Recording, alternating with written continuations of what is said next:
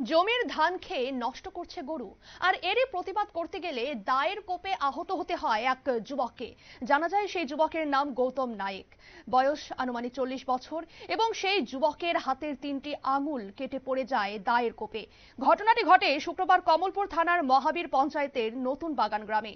শুক্রবার সকাল প্রায় 9টা নাগাদ কমলপুর থানার অন্তর্গত মহাবীর পঞ্চায়েতের নতুন বাগান গ্রামে গৌতম নায়েকের ধানের জমিতে গ্রামের সুদাম তাঁতির গরু ধানের জমিতে প্রবেশ করে ধান গাছ খেতে থাকে। গৌতম নায়েক সুদাম তাঁতিকে ডেকে ধানের জমি থেকে গরু নিয়ে যেতে বলে। এতে শুরু হয় দুজনের মধ্যে বচসা। একটা সময় সুদাম তাঁতি দা এনে গৌতম নায়েকের মাথায় কোপ দিতে গেলে বাঁ হাতে আটকানোর সময় হাতের 3টি আঙুল কেটে পড়ে যায় এবং ঘটনার পর কমলপুর বিমল সিংহ মেমোরিয়াল হাসপাতালে তাকে নিয়ে যাওয়া হয়। কি জানাচ্ছেন সংশ্লিষ্টরা, শোনাবো। কৌনের পরে দাও লইয়া বাড়িতে দৌড়ি আইছে, আয়া বাইরে দুধটা ফালাইছে, বাইরে হইয়া লাগছে হাতটা ধরানোর পরে টান দিছে, একটা আঙুলটা গেছে গাইছে, এরপর আবার বুক ফালাইতে লাগছে, এখানে একটু লাগছে। আপনার কি হয়? আমার ভাই। নাম কি?